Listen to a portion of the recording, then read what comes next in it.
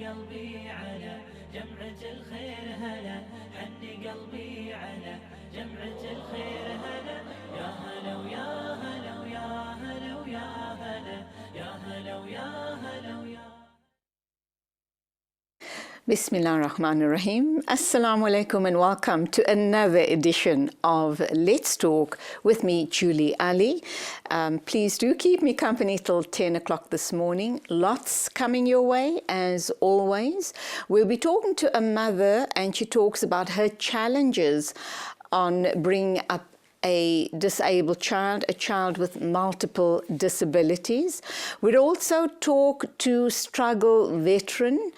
He is Krish Naidu. He's written a book and it is called Struggle Lawyer by Krish Naidu. So we'll talk about his years of activism and what brought him to the point of writing the book. But first up, we're going to be talking domestic workers and their rights, and you as an employer, your rights and what you need to know when you employ a domestic worker. In studio with us is a domestic worker and a representative from ISWI Domestic Alliance. She herself comes with years, approximately 15 years of domestic experience, and they're here to represent the rights of domestic workers. So let's hear what they have to say. Are we as employers breaking any rules? What do we need to know to make sure that we respect the rights of our domestic workers?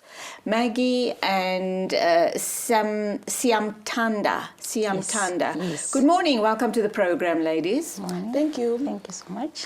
Okay, you with ISWI, and you are a domestic worker, Yes. and you're here to talk about domestic work and Yes. just how fulfilling and rewarding it is, Yes. and also what it takes to be a model employer. Yes. What is it that you expect from your employer? But let's start with you, Maggie. You come with 15 years of domestic work experience, and you've subsequently joined an organization called ISWI Domestic Alliance. What are they all about, and how long have they been in operation? ISWI Domestic Workers Alliance started 2017 December. And because we knew about lots of domestic workers who had been mistreated to their workplace. Because as I was a domestic worker also, I know everything about being a domestic worker. Because you're working at somebody's home, but it's your workplace, but it's a home to you. And it's to second them. home to you as well. Yes, but the agreement means supposed to remain as an employment agreement than to be family agreement, because I'm a worker, they're supposed to be treated as a worker as well. There are lots of families that eventually form this amazing relationship with their domestic workers. And like you've just said now, that domestic worker almost becomes like a foster or an adopted child in that home, albeit he or she is still in employment there. They get paid, but they're also treated very, very well. But on the flip side, you have horror stories of the exploitation of domestic workers. And I guess that's where ISWI comes in, doesn't it? Yes, please. Because they can say they're treating you as the family member, but they will not, because as a domestic worker, you are also an employee. You are a worker, you have to have the workers' rights. Example, you have to be registered under UIF, but most of domestic workers, they are not, even though they are documented. You have to have a contract, employment contract. They will say you can't have a contract because we are working here at home. It's their home, but it's not your home. You call it your office. And then you have to have a pay slip as a worker to know that you are getting paid every month. As domestic workers, we are also getting paid hourly rate. So we have to calculate how many hours I did work for this week, how much I did earn. So we're not getting all of those things because... What about, you're talking hourly rate, what about someone that you employ on a full-time basis? So you say, I engage with you and I say to you, I'd like to employ you as a full-time domestic worker. I will supply you with accommodation and 3 meals a day, for example, do I still calculate your pay on an hourly rate? That doesn't quite sound right. No, it is, because according to the law, they say 15 rand per hour. They never say per month or per year or per week. They say per hour, which means supposed to be calculated hourly. Even though you're in permanent employ. All right, let's hold that thought. Why have you decided to join us on the interview today? I do know that you're a member of ISWI Domestic Workers Alliance. You've chosen to come onto the show to say your say, but you also chose to align yourself with ISWI. Why? What are the perks? What are the benefits? What sort of cover do you get from them? I get a lot from ISWI. Like, I had the problems before. As a domestic worker, you know, we meet so many things behind those big walls, you know. So then I got the problem before, like the serious problem. How long have you been working as a domestic? I've been working since 2006, I think. Right, so you've been working for a long, long time. Yes, yes. Over 10 years. Yes, yes. You chose to become a domestic worker for whatever reason. Talk to us about some of the challenges and the difficulties and the exploitation that you experienced that you eventually had to go to ISWI. Yes. I've been working since like 2006. And then what happened is I've faced so many things in like... For example? Yeah, for example, like sometimes you have those difficult ways that you don't get treated like nicely, you know. Sometimes, you know, because you meet so many different people. Sometimes you work there and then the job is finished. Some people will be maybe moving to somewhere or maybe they can't pay you anyway. How many jobs have you had in the past 10 years? I don't really know. Like, I You've can't had really plenty say. jobs. Yeah. And what were the main reasons for you leaving those jobs? Sometimes, you know, you just go, like, if you go to leave on December, you go home. If you come back, there'll be someone else working at your workplace. Sometimes they'll be telling you that we are moving, like we are going out of the country, you end up the job. Sometimes the way how they treat you... You don't think those were excuses because they felt your work was not good enough? Sometimes you just feel like these are just excuses, because sometimes, you know, if someone is leaving the country, you really see that this person is leaving the country. They'll be telling you the truth, and you can't go with them because of maybe sometimes of your documents and stuff. So then the main thing that got me to ISWI Domestic Workers Alliance, I got like a huge problem. You know, I was working as a domestic worker. In your last job? Yes. Right. I was working as a domestic worker. I started there 2014 up to 2017, I think. So I was a stay-in domestic worker with 2 kids. I had my 2 kids. My firstborn is now... Your kids were staying with you? Yes. My firstborn is now 13, and then my secondborn is now 6. So where I was staying, they also have kids there. Their firstborn, by then, she was 16, and their second daughter was 14.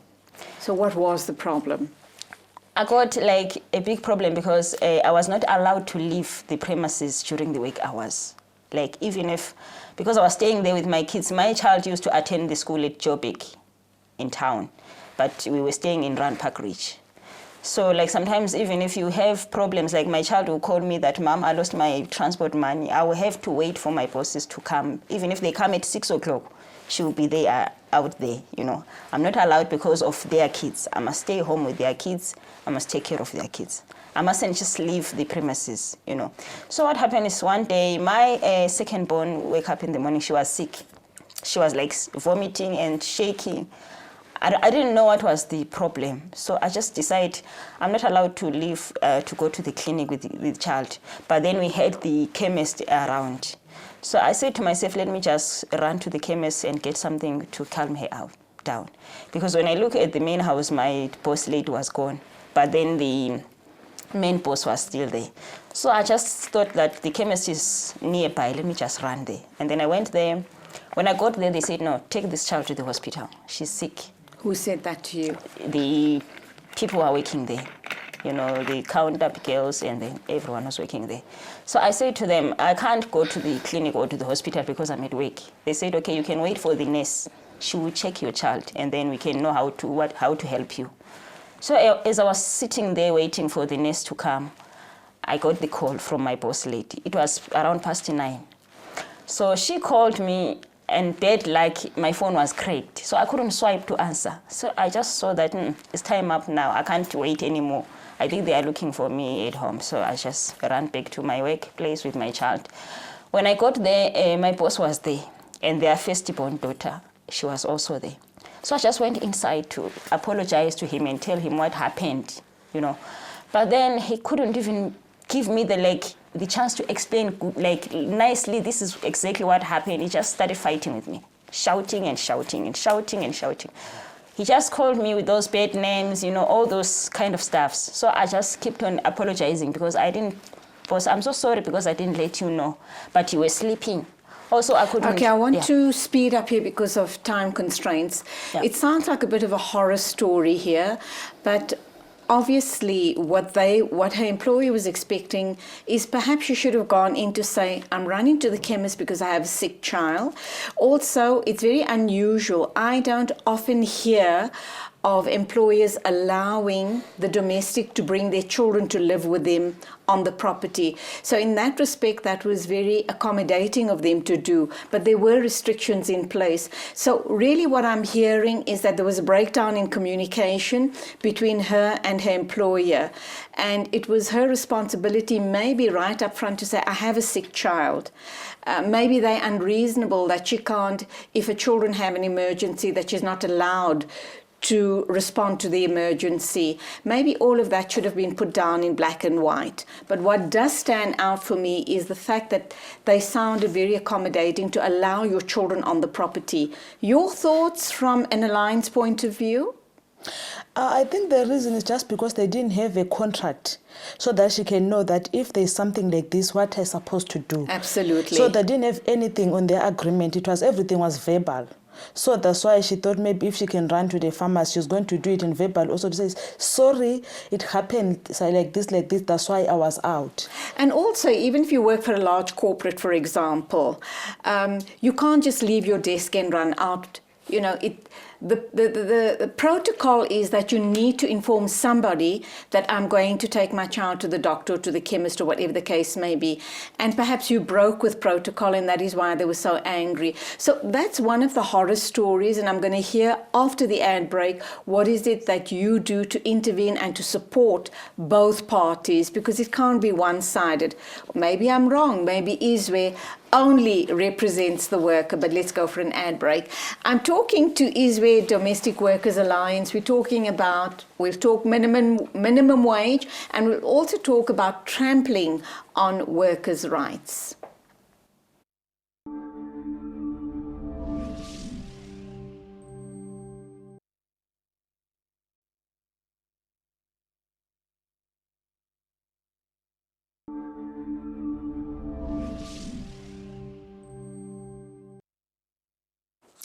Welcome back. We're talking domestic workers' rights, and just off air, the lady's been telling Siam Tanda that the story didn't end there.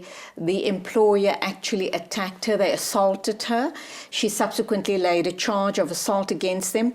So you can well imagine that that relationship ended very badly. What would the ideal have been, Maggie, in her situation? And I hope that she sued them for some sort of a financial payout. Yeah, we did. And then the case, we didn't finish the case because the reason Sam Tanda is not documented. Is she from out of the country? She's from Zimbabwe also. Mm-hmm. So that's the reason. But I think Cobus, his name was Cobus, huh? Cobus de Klerk. Cobus, he decided to leave the country because of that. He's now out of the country because the state charged him 60,000. Yes. Yeah. As to pay over to her, or just as a fine?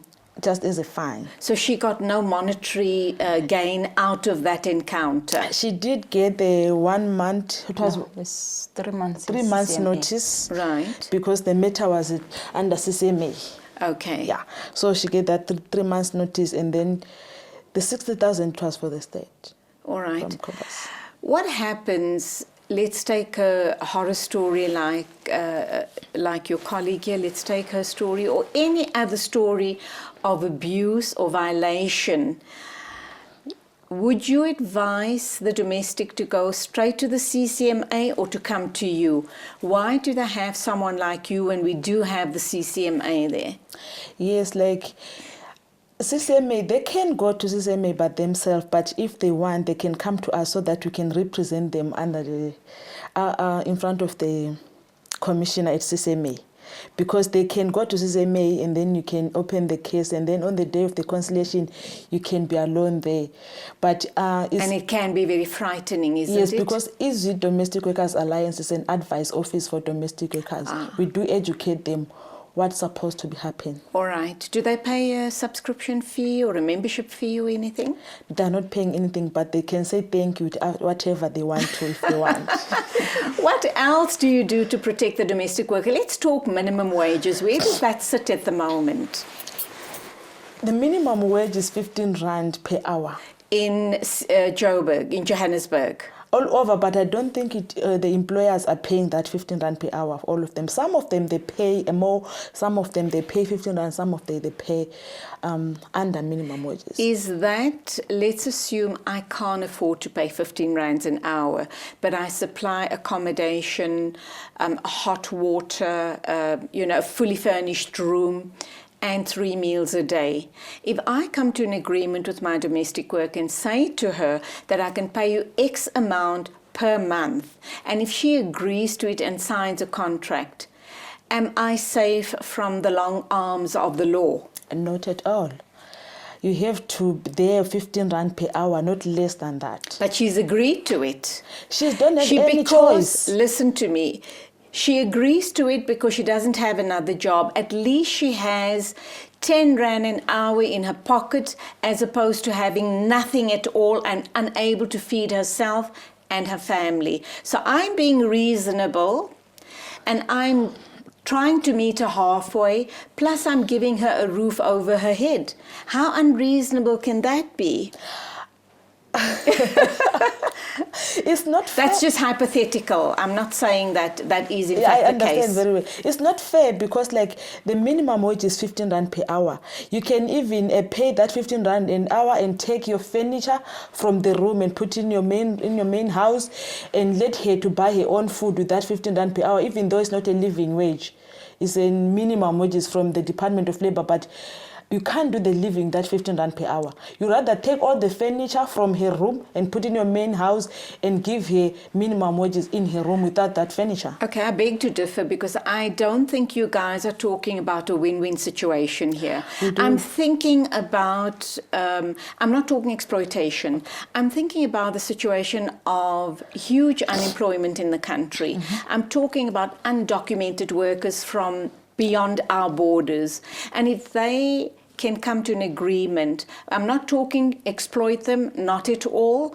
You need to have a conscience and you need to pay them a decent wage. But if you can't afford 15 Rand, if you can afford 10 or 12 Rand, but you're supplying everything else, surely people like yourself and the CCMA can see the merit in at least taking those young girls off the streets, or those young men off street corners, and giving them shelter, food, and some sort of meaningful work at least. No, because if you can't afford 15 Rand per hour, you rather do everything by yourself. Okay, let's agree to disagree, because I don't think you and I will agree to this issue. That's true. What is your situation like as a domestic? The time I was a domestic worker, I didn't know everything about the workers' rights. I was working as a domestic worker for 15 years, but I was not registered under UIF, even though I was documented. And I didn't have any pay slip. I didn't know how much I'm earning. I was like... All right, we've covered that already. Yes, what yes. else, what other rights do we need to be aware of as employers? Like hours. Make sure that if you're working for 8 to 9 hours, it's minimum. Not more than that, because some of domestic workers, they're working for 12 hours and getting paid because as you said, it's not charged 15 Rand per hour. The agreement, if they say 2,500, they'll work 14 hours and given that 2,500, which is not fair. Mm-hmm. So ISWE and the CCMA and the Department of Labour, the reality is this, that there's unemployment issues in the country. There's a lot of people who would love to have domestic help, but they can't afford it.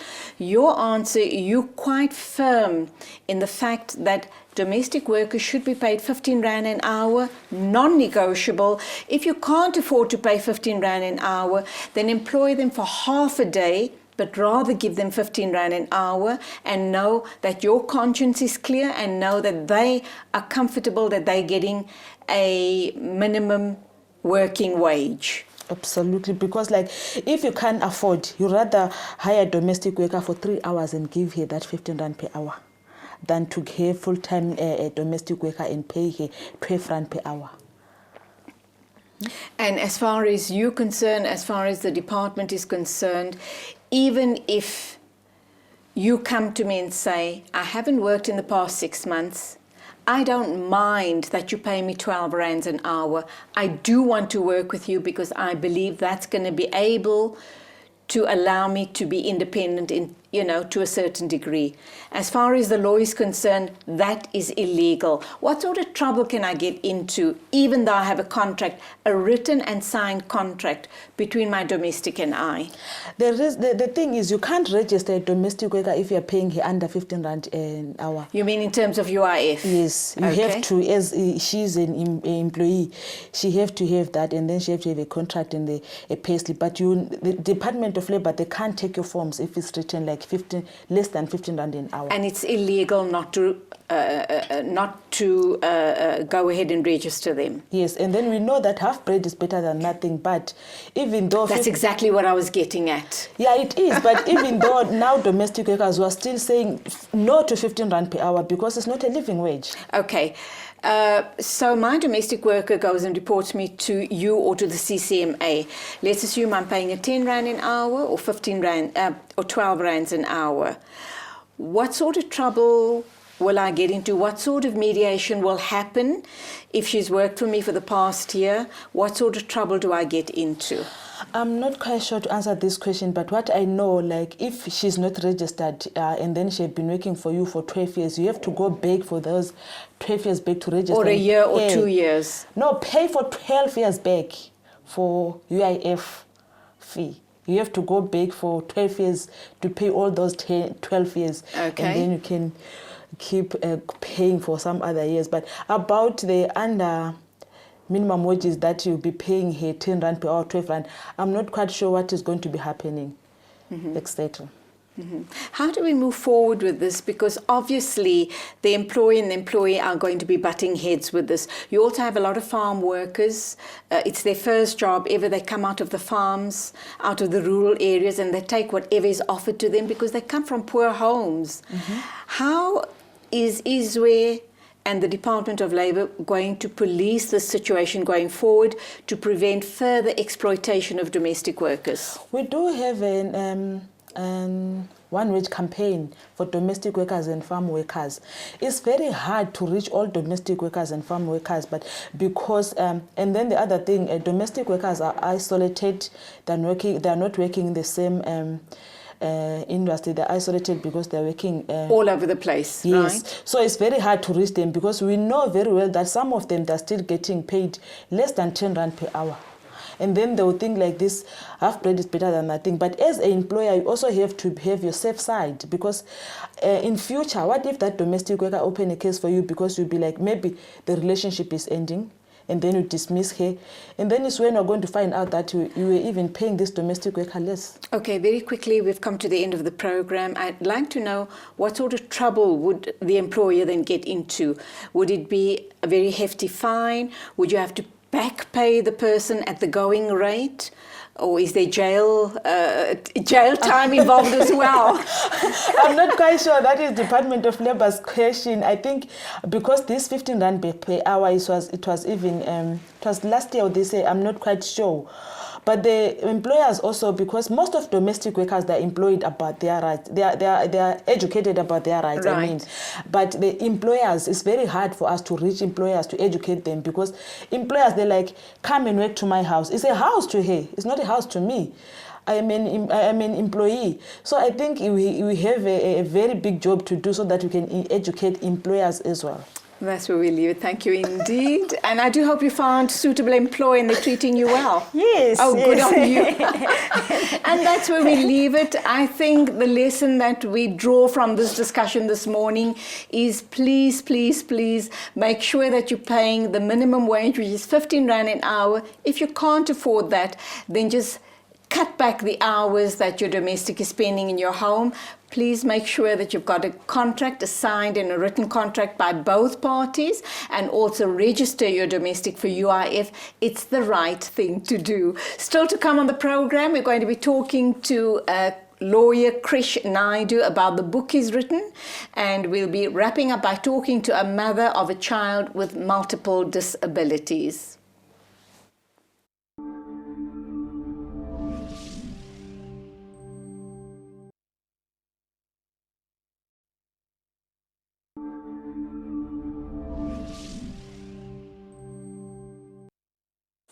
Welcome back, and it gives me great honor to be introducing you to Krish Naidu, the struggle activist, the struggle lawyer. He's gone on to have the most amazing career, and he's now, I think, semi-retired, and he's written a book about his years of activism. The book is called simply Krish, Struggle Lawyer. He's in studio to talk about the life and times of Krish, the struggle lawyer. Good morning, welcome to the program. Morning, Julie, and thank you for the invitation. My pleasure entirely. And, you know, your name pops up, you know, when you talk about struggle icons, veterans, people who did their bit over the years, and your name really is in the forefront of all of that. You may not have been in the public eye, but behind the scenes, you did your bit. So thank you on behalf of us here at ITV, because if it was not for people like yourself, I guess we wouldn't be sitting here today talking about your book, Krish, Struggle Lawyer. What made you decide to write the book, and who's the target audience of the book? Well, my book covers a variety of subject matter. One is I practiced as a human rights lawyer from 1983, and it covers that period when I represented members of the Mkhonto was Sizwe, the military wing of the ANC. I acted for leaders within the country, UDF leaders, mass democratic leaders, etc. And I also had an involvement in sport and culture, and I wrote about that. So it covers all these things. And I thought the target audience would be, firstly, ordinary youth in this country, ordinary people and youth in this country. I think youth need to understand what happened in the past in order for them to take the baton and move forward into the future. So I write a lot about the past, the formation of the UDF, the kind of challenges that young people went through in the past. And the fire and the passion they had to free this country of the shackles of apartheid. Exactly, and we need to put that fire back into our youth. And that's why I dedicated this book to the youth of South Africa. You know, they need to get involved from where we are at this point in time to overcome the existing challenges and hurdles. Take what's due to them and leave a surplus for the next generation. There is disillusionment amongst the youth as we speak, and that is due to all the widespread corruption in the country. How do we get past that? And because of corruption, we're sitting with above 27% unemployment as far as the youth are concerned. There's criminality, there's drug abuse, there's a whole host of heinous crimes and underhanded dealings going on in our country. And yet you have dedicated this book to the youth. How do we get past all of that dark stuff in the country? Well, I think this is where the youth come in now. They need to get involved, actively involved in arresting some of these challenges like corruption, ensuring that public resources are applied properly for the issues that you raise, such as socio-economic issues, overcoming employment, overcoming drug abuse. Now, with the youth being withdrawn from political activity, the risk is that these kind of challenges will continue into the future. It'll just create a bigger burden for the youth into the future. So I think the youth at present have a responsibility, like the youth of the past, to get involved to create a better life for the youth of the future. Are you worried about the lack of enthusiasm and just how lethargic the youth are today, or seemingly lethargic they are today as far as taking their role in politics and civil society? Yeah, I think that because so much is happening at the same time, it's a lot for the youth to take in. Certain sections of the youth, if I can be more specific, like the Indian youth, maybe the colored youth, feel a bit excluded from the center. So we need to deal with that exclusionary factor and bring them into the center, and to show them that this country that we are building, South Africa, is for all South Africans, you know, colored, Indian, white, African. And that message is in the book. That's in the book. Now, back in 1998 to 2000, your responsibilities as a director of Peregrine Treasury Solutions was to find a financial solution to turn around the financial position of municipalities.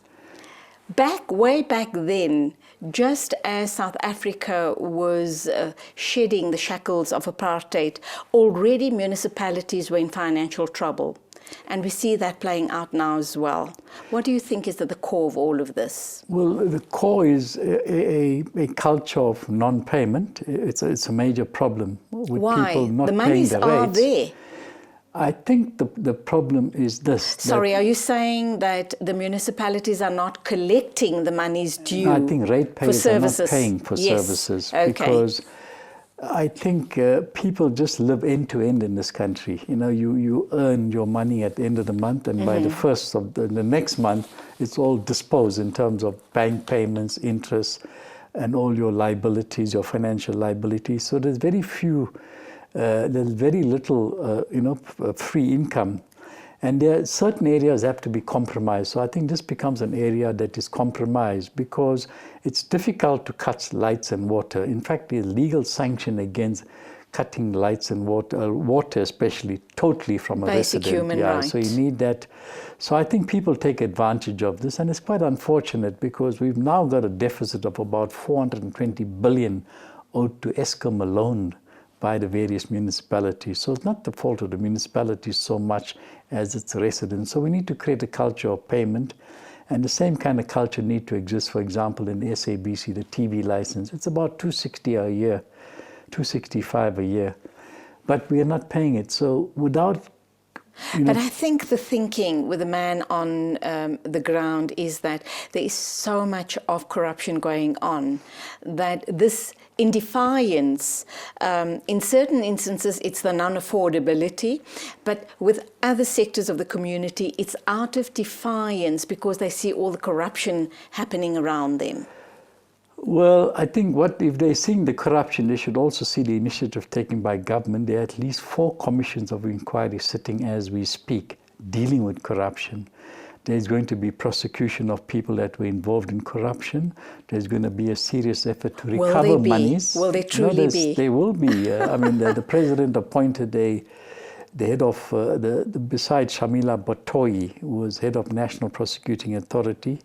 A prosecutor was appointed about 3 weeks ago. A legal team has been appointed to start looking at what's coming out of the Zondo Commission of Inquiry and commence prosecutions now instead of waiting for the end of the commission. So I think there's a political will on the part of government to start dealing with corruption. What I'd like to hear also is that they pay back the money. The people who have lined their pockets pay back the money, that somehow or the other, even if it means attaching property, assets, etc., that money comes back into the country and gets paid back and put back into the fiscal or where it's needed most. Yeah, one of the challenges with corruption is that you don't recover the full amount. I mean, this has happened throughout the world. This is not the first effort or first country that undergoes corruption. You've had corruption in the 60s in China. And all around the world. All around the world. You recover part of the money, but we need to find a way to incentivize people that have taken money out of the fiscus to bring it back through an amnesty process, and this is something I talk about in the book. Oh, wonderful. It's been done in places like Pakistan and at least 47 other countries in the world where you create an amnesty. People that have taken money, they bring it back. Through corrupt activities. Through corrupt activity. They bring it back. You give them, you indemnify them against prosecution. They pay a penalty, they bring it back, and the proviso is that the remainder of the money, that's theirs legally speaking, they must invest it in the country. So this has been done throughout the world. Okay. Because when you take on corruption, it's a very, very difficult challenge for any country. You know, a corrupt person can keep you in court for 10 years. Now the question we need to ask ourselves as a young democracy, do we want to spend the next 10 years fighting corruption? Or do we want to grow the country, overcome employment, etc.? So you do both. But one way to bring the money back is to create an amnesty, which I speak about in the book. And that is on the table as we speak? Not yet? It's not yet on the table. We've done it twice in South Africa, once in 2003 and in 2017. We also encouraged taxpayers to pay, you know, what monies they owe to the fiscus. But I'm suggesting in the book that we set up a domestic asset repatriation program where people bring back the assets that they took out, and we then indemnify them against prosecution. And if they don't do it within a certain period of time, we then prosecute them. Now in Pakistan, just an illustration, last year they called for an amnesty and 55,000 people came forward and made declarations. So if they do it in a small country like Pakistan, we can do it here also. So there is hope for us here in South Africa. Yes. Let's go for an ad break. When we come back, we're going to talk some more about the life and times of you veteran struggle lawyer, Krish Naidu. Great pleasure to have you here. Thank you. Krish Naidu is talking to us about his book. Later on in the program, we're going to be talking to a mother who talks about the challenges of bringing up a child with multiple disabilities. So don't go away.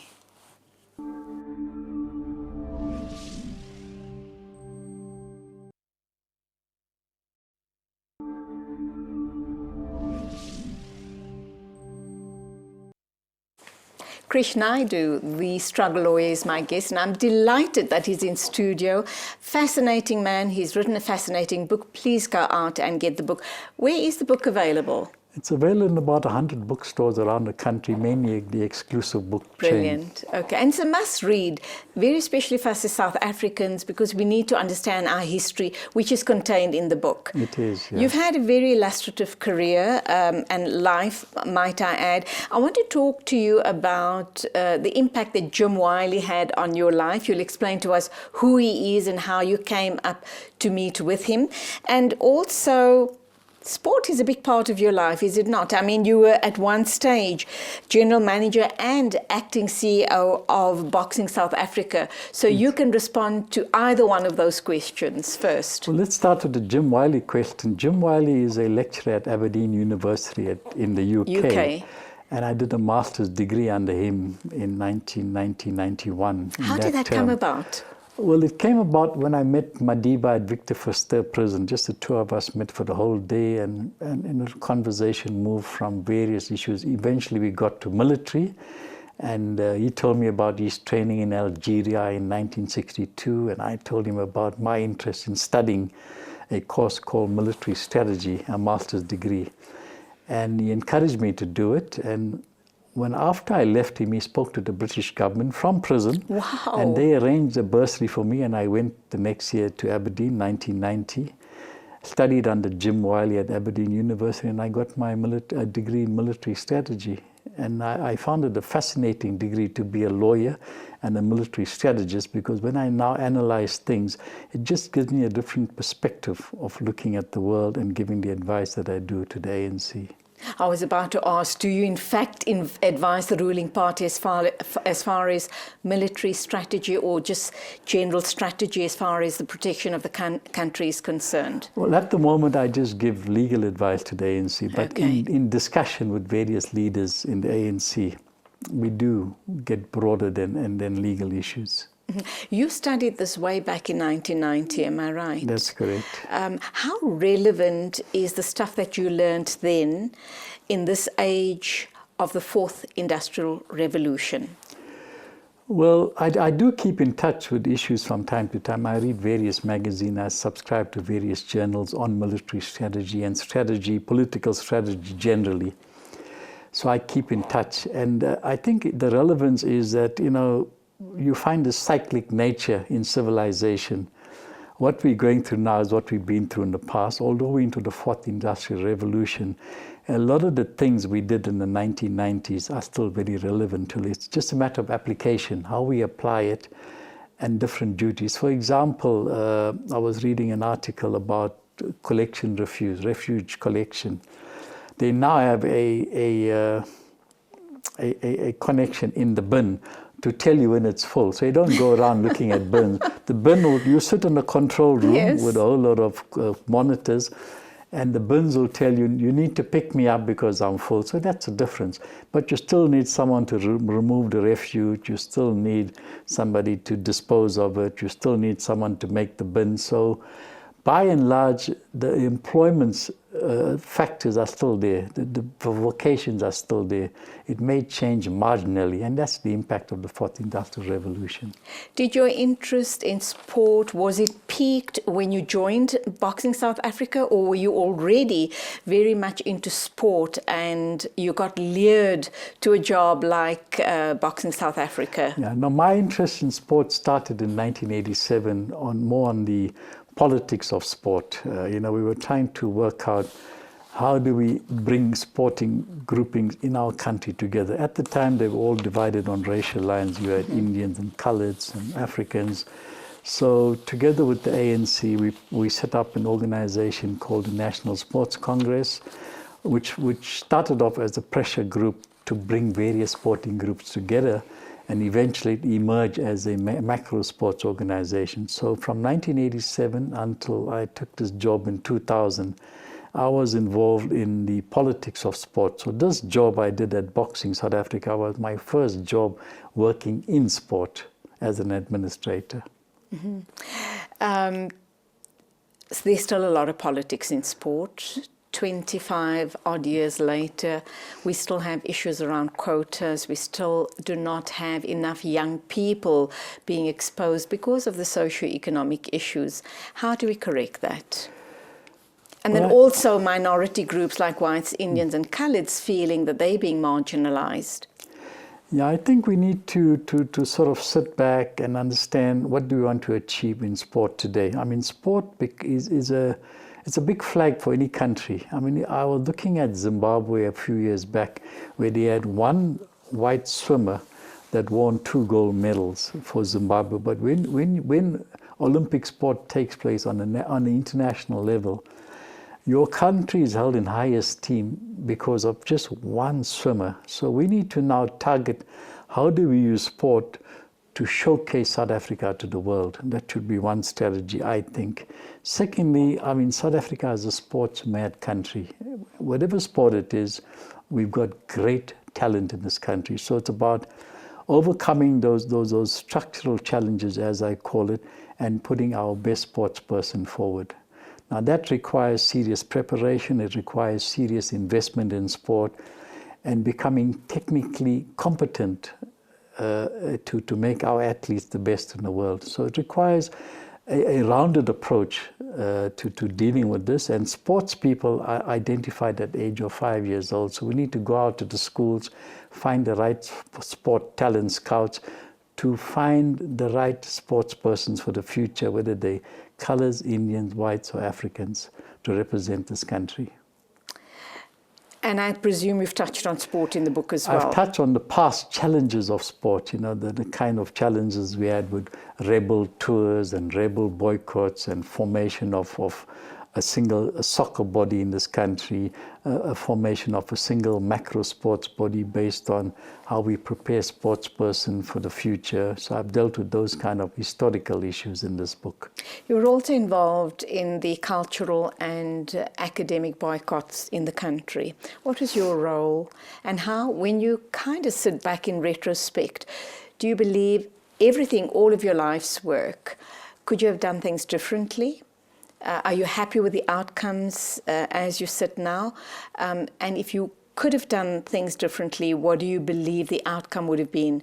More pleasing to you, or you're kind of almost happier where you're at and how you've achieved what you've achieved up to now?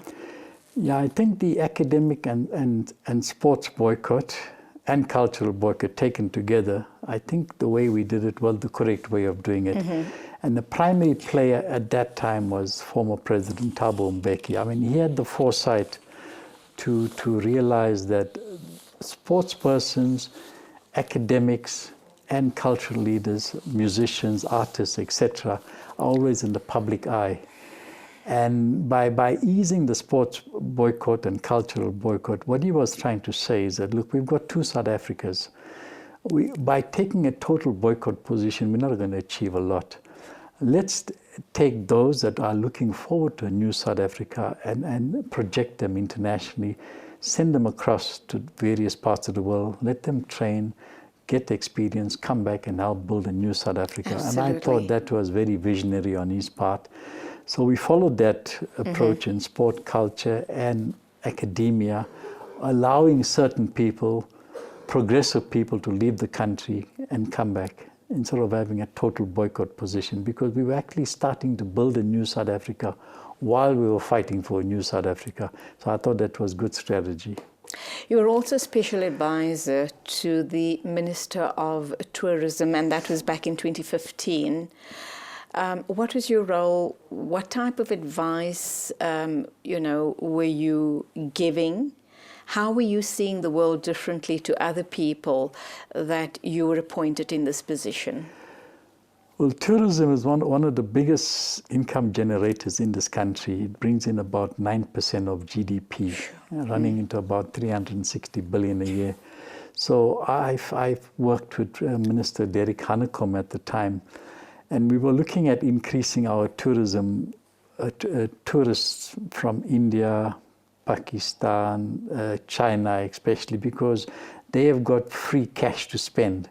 And South Africa, you can have a good life in South Africa because the rand-dollar exchange is not very favorable. So we were encouraging, I worked on that area, trying to look at Chinese and Indians, increasing the number of tourists to South Africa, because even at the moment it's very low. So that we thought can enhance our tourism in this country. So I worked with him on that basis. And did we see a spike in tourism?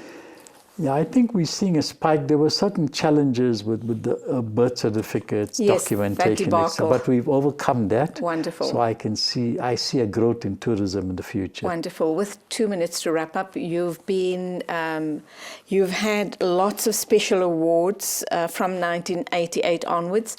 Which is the one that's closest to your heart and why? Well, I like the awards in sport, because with sport you're dealing with people that base their interest on their own abilities, and it was so good seeing people taking pride in themselves, showcasing their own abilities, and especially in boxing. It's a dangerous sport, but it's also a disciplined sport, highly disciplined sport. So the awards I got in sport stand out for me the best. And you've had more than a half a dozen. That being said, in closing, your special message to your fellow South Africans? Well, I carry a message of hope, and I say that notwithstanding the challenges we have today, there's great hope in this country, there's great potential, and with all the talent we have in this country, I think we can make and build a good country and a great country. Thank you indeed. Krish Naidu, struggle lawyer, amazing book. I urge each and every one of you to go out, read the book, and truly understand the history of the struggle years of people like Krish Naidu. Still to come, we'll be talking to a mom with a child with multiple disabilities and how she has overcome.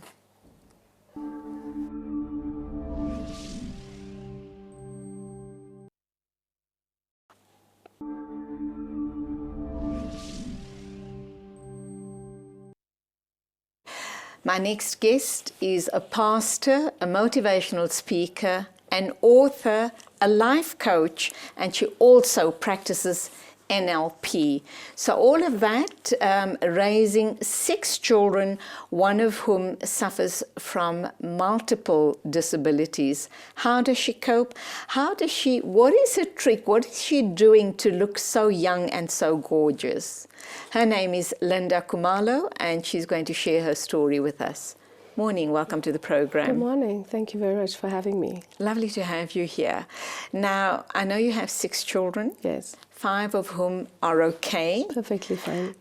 Your 13-year-old son was born with cerebral palsy. Actually not. He was born normal, but 4 days after birth, he suffered a stroke. Oh. And we spent what felt like forever in the hospital. And what happened is he had a condition called hypernatremia. And hypernatremia is essentially where there's too much sodium content in the bloodstream. And that's why I had the stroke. So that's how he ended up with the stroke. Okay. And so the stroke left him with epilepsy. You know, when he first came, in those early days, he'd have up to 50, 56 seizures in a day. But he's 13 tomorrow, actually. He turns 13 God tomorrow. bless. And he is, I think, the cutest boy on earth. Oh. The cutest boy to live. The cutest boy alive. Gorgeous, gorgeous person. And he's non-communicative, so he doesn't have verbal speech. But he has his ways of communicating. His siblings understand And you, him. as his mother, understands I understand him. You know, you have that gut feeling or intuition, call it yes. what you will. Yes. If nobody else around you understands, you certainly know exactly Absolutely. what he's trying to communicate. Absolutely.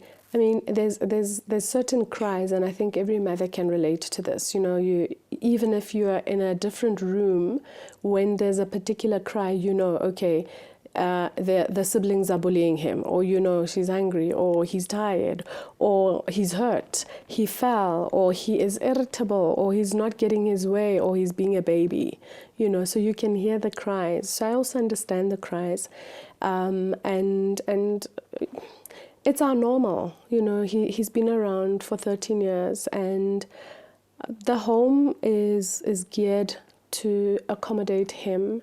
The siblings love him. I mean, his immediate older sister is just under 2 years older than him, and they have a fabulous relationship. You know, his brother will just keep him there and nestle him around him, and all he ever says is, "Oh, this boy looks like me. He's hot. He's cute like me," you know. And the sisters dote around him, and he's a bit of a spoiled little thing because he's getting attention from absolutely everybody.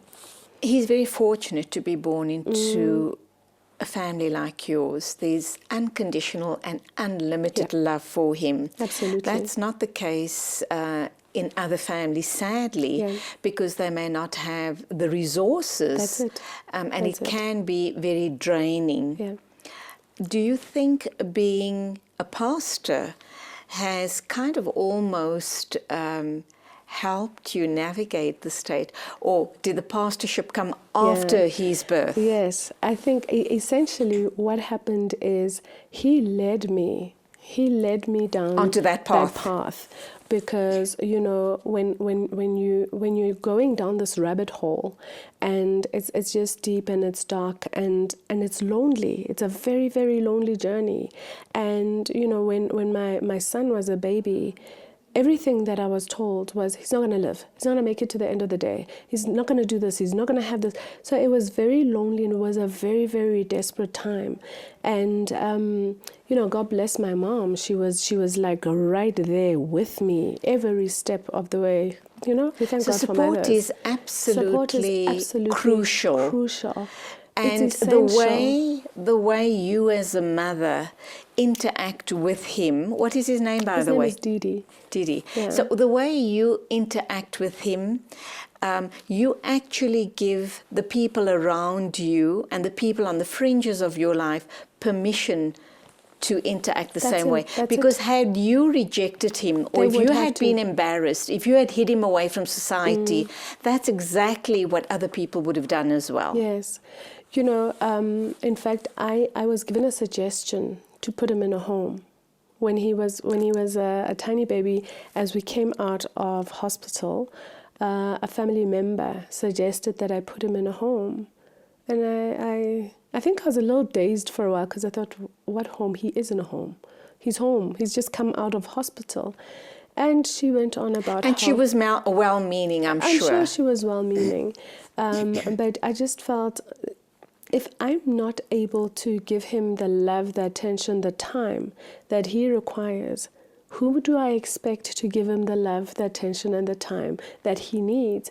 And I think one of my biggest fears was that you could have a young attendant who then gets a phone call from a love interest or whatever and forgets that she was pouring however many spoons of whatever the formula is, and then pour too much and then give it to him, and he could possibly die that way, or she's too tired. And I just felt, you know, when he makes a sound at home, he has a good many people to run around and attend to him. He's comfortable and he has the best of everything. And I can't imagine him existing in another world out there outside of his family. And I think... and the message that he'd get is that I'm not okay, I'm not normal, I'm not good enough, and that's why I'm being palmed off elsewhere. Belong. Exactly, right. Exactly. And you said earlier that resources make all the difference. You know, I've been so fortunate because God has just allowed for resources to find their way. All kinds. All kinds. I mean, I look at where our house is situated. It is the strangest thing. I've been living in this house for 17 years. It's literally 2 kilometers away from my mother. Wow. And it is all of 300 meters away from the children's therapy center. Wow. Where he goes and gets therapy. And this is prior to him being born. Prior to him being born. So it's almost like we were stationed here because we needed to be there. So he goes for therapy 4 times a week. And they literally just march on off to therapy, you know, and it's a comfortable home. And how much of what is your pastorship involved? Okay. And how much of that training has grounded you even more in terms of your life around your disabled child? Okay, so we're a 5-fold ministry, and our focus is, well, it hasn't been our focus, but that's what God has brought into our midst, is a lot of young people, many of whom have had troubled upbringings and, you know, family backgrounds where a lot of love and support is required, where a lot of people are sort of emotionally wounded, and we're having to do emotional healing and loving and physically being present and emotionally available. And so it becomes your way. It becomes, this is what we do. It becomes, this is who we are. And so I find that the mom that I am to my children that I've birthed is extending itself to the mom that I am becoming to many sons and daughters who I have a personal relationship with each one. And so my son's siblings are no longer just the ones that we've birthed, but he has a whole host of brothers and sisters who are so excited to see whatever progress that they do. You know, for the longest time, he's not able to sit and he doesn't have use of his limbs. And the other day he was in therapy and I almost fell out of my chair because the therapist actually took a picture of him kneeling. So they had him kneeling with his arms stretched out over a bench. We've never had this. We've never seen anything like this before from him. I mean, the boy is not even able to hold his head up. So to have him kneeling against a bench is something that the entire church celebrated. Wow. And may his progress be manifold in the years ahead. Thank you. When we come back, we're going to talk about your journey into life coaching and other areas of your life and how that's enriched you grounded you in being the mother to this disabled child? I'm talking to Linda Khumalo. She's a pastor, she's also a life coach, a motivational speaker, and an author.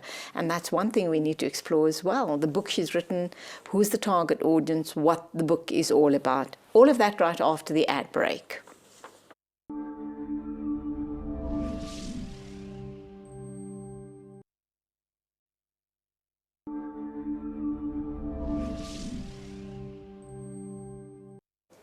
And finally, on the show, we are going to wrap up by talking with Linda, or rather continue talking to her, this time around about her life coaching and the book she's written. You've been just telling me some amazing stuff off air. Tell me about the book you've written and how you got to that point.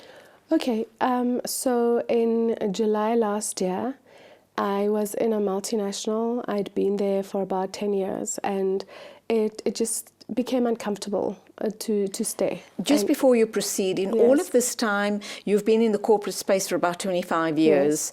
Who is taking care of your son? Okay, so I have 2 live-in helpers. Well-trained, I should imagine. Well-trained, and who have been with me for over 10 years. Okay. The one has been with me for as long as he's been alive, so she's the second mom. And she's amazing, she's brilliant, and we really, really couldn't do it without her. So Miriam is a firm member of the family. Absolutely. Very loving, and both of them very kind and gentle with my son. Wonderful. And again, I believe God brought them because he knew their characters, he knew their hearts. And Miriam and Snanzeni are awesome, and my children love them. Brilliant. So then back to the corporate world. Yes, so I was in corporate for 25 years, and I was in this particular organization, and just the changes. And you were a top dog there, weren't you? I was doing well. I had earned my stripes, I had grown, and I had brought and added value into the organization, and I was fairly recognized for it. I had good leaders who sort of recognized what I did, and it's an amazing organization. What was your role there just before you left? Okay, so when I left, I was director of human resources, of transformation, of communication, diversity and inclusion, as well as triple BE. Mm-hmm. So I was busy with 5 portfolios, and I want to believe, things were going and they were going well. But it just became a little too much, and it became a bit uncomfortable to stay. You were actually edged out, were you not? I felt, there were some colleagues that would rather I was not there. And I just felt, the time has come to leave. The leadership were awesome and amazing. The organization, brilliant. It's still one of the best companies to work for in the world, I believe. And the best in the industry that they're in. But colleagues sometimes make your life so miserable. You know what they say, you don't leave your boss, you don't leave your organization, you leave either your colleagues or you leave your boss. Your managers, in yes. In this instance, loved my managers, loved my colleagues. There is a certain contingent that just made it a little unbearable. And so I felt it was time to hang up my bootstraps and move on to something else. And that's when you had your aha moment to write a book. Tell us about that. Okay, so this aha moment was one of those where I felt I'm inspired. I felt the voice of God had unctioned me to write a book. And this book is called I Saw God Move. And I Saw God Move is our faith statement. So it's something that we've been doing since 2012.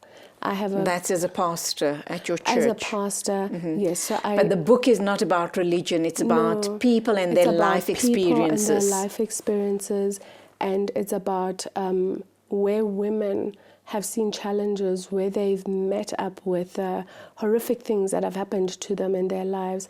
I have a woman in the book who wrote about how she was raped repeatedly, but how she was able to forgive and how she was able to overcome that, and how God gave her the strength to move on and to go on to do better things, to do great, amazing things. She's a publisher. She's got a media company. She's doing phenomenally well. I have a woman who believes that she had spoken words that had sealed up her womb. You know, she had declared as a young girl, I don't ever want to have children. And for 7 years in her marriage, she was not able to conceive. Now, these are stories of real life Real women life stories of real that women. you've put together in this Yes, book. yes. How many stories are contained in the book? So in total, there's 18 chapters. I've authored 2 of those. My one daughter has authored 1, and the others are of young women that I've been working with, some of them since 2012. And they really just, they speak of their challenges and everything they've Women's gone stories. through. What are the 2 stories that you tell? The one that I tell is, it's called Dancing with the Devil. And it's basically about my rebellious past. You know, the things that I got up to as a result of not fully understanding who I am and what my purpose is. And you know, when you don't really know your self-worth, you find yourself in places you shouldn't be, doing things you shouldn't be doing, and hanging out with people you have no business hanging out with. But life is all about second chances, Yes, is it not? yes. I'm going to move on because of time constraints. Yes. So the book is out, it is The book is available. out, the book is available. Where does one get the book? For now, we've got a Facebook page called I Saw God Move on Facebook. And we have, for orders, we have isawgodmove@gmail.com. We have Instagram, I Saw God Move, as well as I have a Facebook page, Pastor Linda NX. Linda NX is one word. The book is available there. And it's doing very well. We're busy entering Nigeria at the moment. Good on you. Many congratulations Thank you on so that. much. Thank you. But in this life journey of yours, having a son who's disabled, 5 other children, having worked in corporate, you write a book, but you've also been a life coach and a motivational speaker. Yes. When did all of that happen? And as a motivational speaker, what is the one key message that you leave people with, people who are having battles and challenges and brokenness in their lives? Okay. So my central message is that you can pick yourself up and you can continue and you can make it happen. That whatever God has deposited in you, He comes back for it. And that, you know, when you fall, it's not the number of times that you fall that matters. It's how often you rise. And each time you rise, you need to rise stronger. My message is that your failing should not be seen as anything negative. It should be feedback. It should be fuel, you know, for the new flame, a bigger flame. And my message is that if it's been done, you can do it. If it's been done, you can do it. There is nothing that should keep you down. I mean, I've had the kind of challenges that would ordinarily see me a drunk or maybe having committed suicide, but I've told myself I'm here for a purpose. God has put me here for a reason, and I'm a solution to something. And so I live for purpose. And right now I believe that my purpose is to ensure that people heal, knowing that it is within them. God has deposited in them, and that they just need to tap into His strength. And that they can be whatever and whoever they choose to be. So dream big and it can become a reality Absolutely. if you believe enough. If you believe enough. When you look at the situation, and this I think I speak very generally about all families where there's a child with a disability, oftentimes you are told that there's so much of focus on the disabled child that the other siblings almost resent the attention being paid to that particular child, that they grow up with a whole host of baggage, etc. How are you dealing with that? And nobody's perfect. Yeah. We can't pretend or say that we come from perfect families and my kids are okay, they understand. There's no such thing. Yeah. How do you fill those gaps in your other children? You know, I learned a lesson very quickly when my 15-year-old was 2 years old. She and my son had literally just arrived. One day she came and she grabbed him from out of my arms, and she said, "Put him down, it's my turn." And I thought, okay. So that's when that penny dropped, and I'm grateful that it happened then, because it happened 13 years ago when my son first arrived. So I try and make time for each child. This one will go and do nails, that one will go and do hair, that one will just drive around, that one wants McDonald's, will go to McDonald's. But generally we do everything together. We do and you everything have together equal, as a try to family. have equal one-on-one time Right. with your children. Yeah. The fact that they need to pay a little extra attention to your disabled child, how do you explain that to them? You know, I've not had to explain it to them. He came home, and this is who he is, this is how he is. You each form your own relationship with him, and you each live your life with him in it, the manner in which you do. No special privileges for any one of the children? None. None. I have a 24-year-old who was ready to move out, and she kept saying, "Oh, but I must be close because then I need to see Didi." Oh. So how she wants to go anywhere is about how far am I going to be to From him. And I realized that, and she's not ready to, because she found a place and she came up with every excuse under the sun, and she hasn't left. And in fact, she spends a lot more time with him, I think, because she realizes that her time is almost up. You know, so she spends a lot of time with him. To spread her wings. Yes. Your message to other parents who have a similar situation as yours, who have a disabled child, in closing, what would your one big, strong message be to them to keep the unit together as a family and to show love, and without creating resentment amongst other members of the family? Yeah. Give everybody their time, give everybody their love, and understand that they're individual, and make it your normal. That's your normal. That's how it is. This is your world, and embrace it and live with it and accept it for what it is. This is your reality. Don't try and emulate that family or that. This is your normal. And this child, that's who he is. That is his normal. And he's not an shame, He's not an which is so shame. typically South African. The moment you see brokenness or a disability, the first thing that comes out of our mouths is shame. No, that's Please. his normal. That's his normal. I've told, when we were in hospital, I'd say to my mom would cry and be like, "Get out of the room. I don't want pity parties around him. He needs to know and understand that this is his journey. We're just accompanying him. But this is between him and God. And there's very little that we can do except accept him. And give him your love him. unconditional love. That's and that's it. where we leave it. God bless. Thank you very you sound much. amazing, and so does your family. Thank you. Thank you for talking to us. Thank you for having me. And that's where we leave it. Thank you indeed for watching today. Please take care on the roads as always. Till the next time.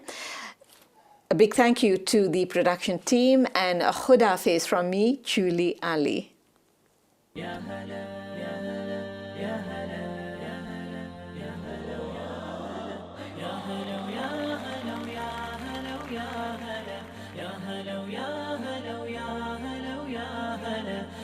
قلبي على جمعة الخير هلا، حني قلبي على جمعة الخير هلا، يا هلا ويا هلا ويا هلا ويا هلا، يا هلا ويا هلا ويا هلا ويا هلا، يا هلا ويا